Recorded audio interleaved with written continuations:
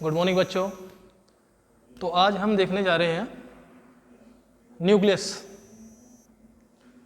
Nucleus को देखने से पहले हम कुछ इसके बारे में बेसिक जान लेते हैं कि व्हाट इज न्यूक्लियस। जैसा कि हम जानते हैं एवरी सेल्स हैव न्यूक्लियस, ठीक है। हर एक सेल के पास न्यूक्लियस होता है।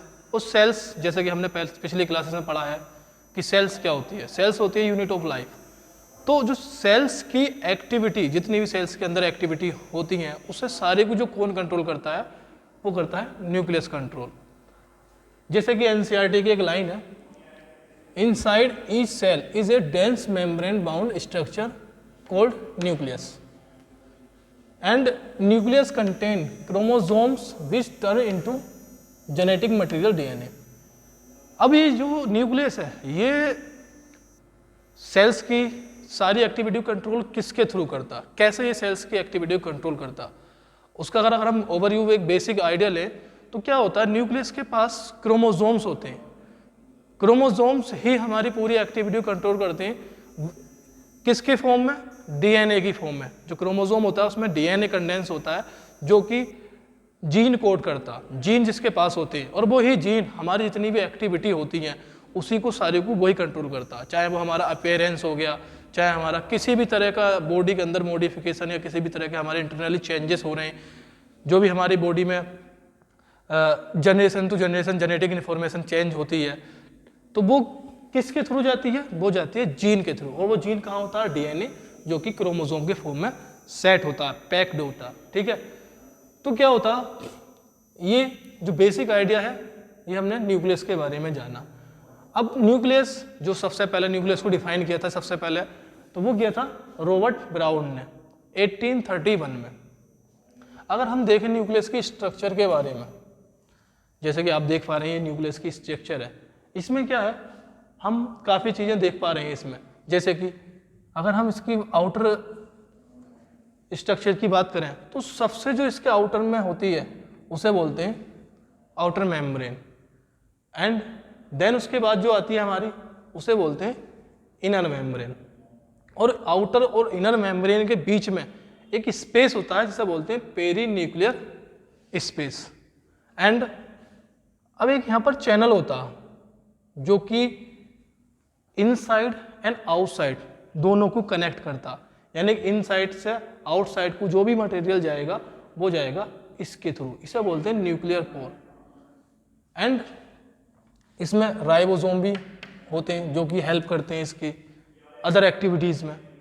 और जो इसकी आउटर मेम्ब्रेन हम देख पा रहे हैं, आउटर मेम्ब्रेन जो होती है इसकी, वो कंटिन्यूसली राइबोसोम से अटैच होती है, जहाँ पर राइबोसोम एंडोप्लाज्मिक रेटिकुलम से अटैच होती है, जहाँ पर राइबोसोम बाइंड होते हैं, जिसे बोलते हैं RER, rough endoplasmic reticulum.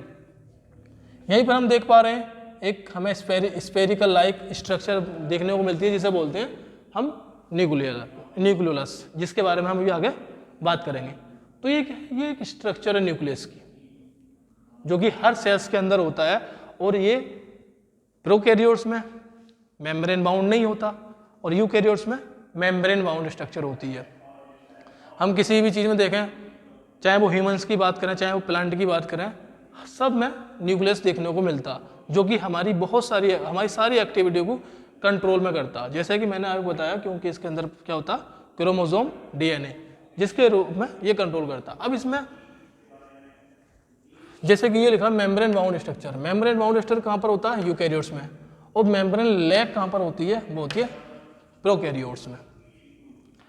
Master organelle sales, ठीक है। अब इसे मास्टर ऑर्गेनेल क्यों कहा जाता?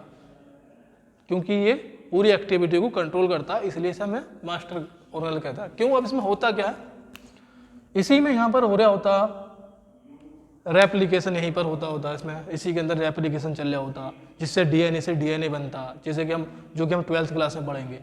यहीं पर ट्रांसक्रिप्शन हो रहा होता, डीएनए से एमआरएनए बनना होता, फिर यहीं से जो और भी मॉडिफिकेशन है उसके होने के बाद ये एमआरएनए बाहर निकल गया था, यानी कि साइटोप्लाज्म में आया था, और वहाँ पर चलता प्रोटीन का ट्रांसलेशन, जिससे हम प्रोटीन फॉर्म करते हैं, और वही प्रोटीन हमारी बॉडी को रेगुलेट करती है। यानी कि डीएनए से एमआरएनए, एमआरएनए से प्रोटीन, ये आगे चली और इसी से हमारा पूरा बॉडी रेगुलेट हो रही है। तो इसलिए हमें इसे क्या कहा, मास्टर ऑर्गेनल, पूरी बॉडी की एक्टिविटी को कंट्रोल में ला रहा है ये। ओके, अब हमने क्या कहा स्ट्रक्चर के बारे में, जैसे कि मैंने अभी बताया कि न्यूक्लियर मेम्ब्रेन दो तरह की होती है, आउटर मेम्ब्रेन, इनर मेम्ब्रेन और मिडल स्पेस, जिसे बोलते हैं पेरी न्यूक्लियर मेम्ब्रेन, जैसा कि अभी हमने जाना। एंड इसमें एक कुछ पार्ट होते हैं, जैसे कि बोलते हैं न्यूक्लियोप्लाज्म। न्यूक्लियोप्लाज्म बेसिकली किन चीज़ों को कंटेन करता है, ये करता न्यूक्लियस को कंट्रोल, क्रोमेटिन को, क्रोमेटिन होती है इसके पास, एंड फाइब्रस लेमिना होती है। ये न्यूक्लियोप्लाज्म इन तीन चीज़ों से मिलकर बना होता। न्यूक्लियस एक स्फेरिकल लाइक स्ट्रक्चर होती है, जिसे डिस्कवर किया था फोंटाना ने। स्फेरिकल स्ट्रक्चर होती है, ये कुछ जगहों पर एब्सेंट भी होती है, जैसे कि आरबीसी में एब्सेंट होती है, स्पर्म में एब्सेंट होती है, ईस्ट में एब्सेंट होती है, एंड मसल्स फाइबर में ये एब्सेंट मिलता। अब इससे क्या होता है, ये मेम्ब्रेन बाउंड नहीं होता, इसमें कोई मेम्ब्रेन बाउंड नहीं होती, तो इसलिए हम बोलते हैं non membrane bound organelle. Question कभी कभी ऐसा आ जाता है नीट में कि ऐसे कौन सा ऑर्गेनल है जो कि मेम्ब्रेन बाउंड नहीं है, तो उसके लिए हमें जो आंसर दिया होगा वो होगा न्यूक्लियोलस। एक और होता है जिसे बोलते हैं हम सेंट्रियोल, वो भी मेम्ब्रेन बाउंड नहीं होता, तो यहाँ पर न्यूक्लियोलस मेम्ब्रेन बाउंड नहीं है। अब क्या होता है, दूसरी बात, अगर क्वेश्चन ये आता है साइट ऑफ आरएनए सिंथेसिस, कि आरएनए सिंथेसिस की साइट कौन सी है, कहाँ पर आरएनए सिंथेसिस होता, तो हमें आंख मीच के लगा देना है nucleolus, site of RNA synthesis. Okay, उसके बाद हम पढ़ते हैं क्रोमेटिन। अब क्रोमेटिन, ये जो थ्रेड लाइक स्ट्रक्चर है, इसी को हम क्रोमेटिन बोल देते हैं। यही क्रोमेटिन हमारी बॉडी की सारी एक्टिविटी को कंट्रोल करता है in the form of gene. अब ये क्या करता है, ये क्रोमेटिन एक स्ट्रक्चर बना लेता है जिसे बोलते हैं क्रोमोसोम्स। यही आगे चल के क्रोमोसोम में मॉडिफाइड हो जाता है, क्रोमोसोम बन जाते हैं, तो ये हमारा क्रोमेटिन आ गया। उसके बाद आता फाइब्रस लैमिना। अब इसमें क्या होता, कुछ फाइब्रस लैमिना होती है इस तरह से, जो कि इसकी न्यूक्लियस की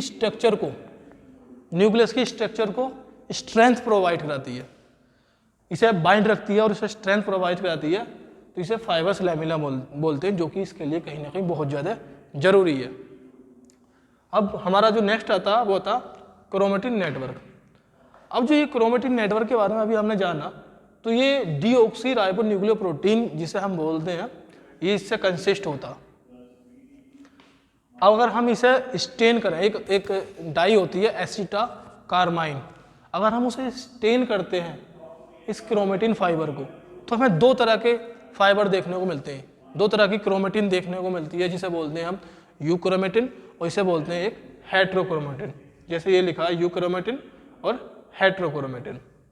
अगर हम बात करें यूक्रोमेटिन के बारे में, तो यूक्रोमेटिन ये क्रोमेटिन का टाइप है जो कि लाइट स्टेन होता, इसे लाइट स्टेन होता, एंड इसमें ही जो रेप्लिकेशन होता वो यूक्रोमेटिन में ही होता। और ये एक एक्टिव रीजन है क्रोमेटिन का, क्योंकि ये लूजली पैक्ड होता, ये ज़्यादा टाइटली पैक नहीं होता, ये लूजली पैक्ड होता है और फाइब्रस लाइक स्ट्रक्चर होती है ये यूक्रोमेटिन। अगर हम बात करें दूसरे टाइप की इसकी, तो उसे बोलते हैं हम हेट्रोक्रोमेटिन।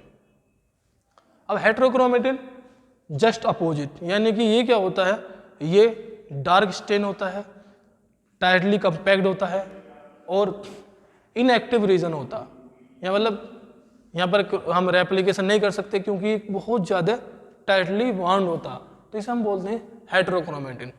अब यही क्रोमेटिन आगे चल के हमें क्या बनाती है, क्रोमोसोम्स फॉर्म करती है, जो कि हमारी बॉडी की एक्टिविटी को कंट्रोल करते हैं। जैसे कि अगर हम देखते हैं तो ह्यूमंस के अंदर 46 क्रोमोसोम्स होते हैं। अब वो 46 क्रोमोसोम कहाँ पर होते हैं, वो होते हैं न्यूक्लियस में। जब सेल डिवाइड करती है, हम देखते हैं सेल डिवाइड करती है, प्रोफेज आता, G1 S, G2 and prophase, metaphase, anaphase, telophase, ये पूरी प्रोसेस चलती है। जहाँ पर हम मेटाफेज की जो स्टेज आती है, हम वहाँ पर इन क्रोमोसोम्स जो यहाँ पर बन जाते हैं उसे हम अच्छे से ऑब्जर्व करवाते हैं, उन्हें अच्छे से देख पाते हैं एक मेटाफेजिक प्लेट पर। तो वो सारे क्रोमोसोम इस न्यूक्लियस, इस क्रोमेटिन के थ्रू ही बनते हैं। इसकी प्रोसेस होती है, मॉडिफिकेशन होते हैं कुछ, जिससे क्रोमोसोम फॉर्म होते हैं।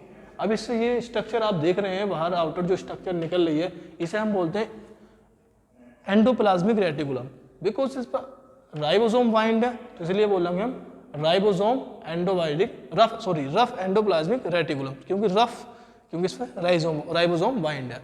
अब ये राइबोसोम हेल्प करते हैं प्रोटीन सिंथेसिस में, ये हेल्प करेंगे।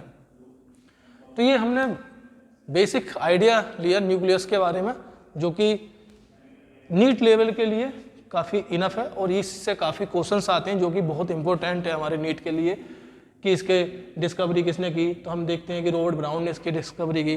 अगर हम देखें न्यूक्लियस से भी क्वेश्चन आ सकता है कि इसे डिस्कवर किसने किया, फोंटाना ने।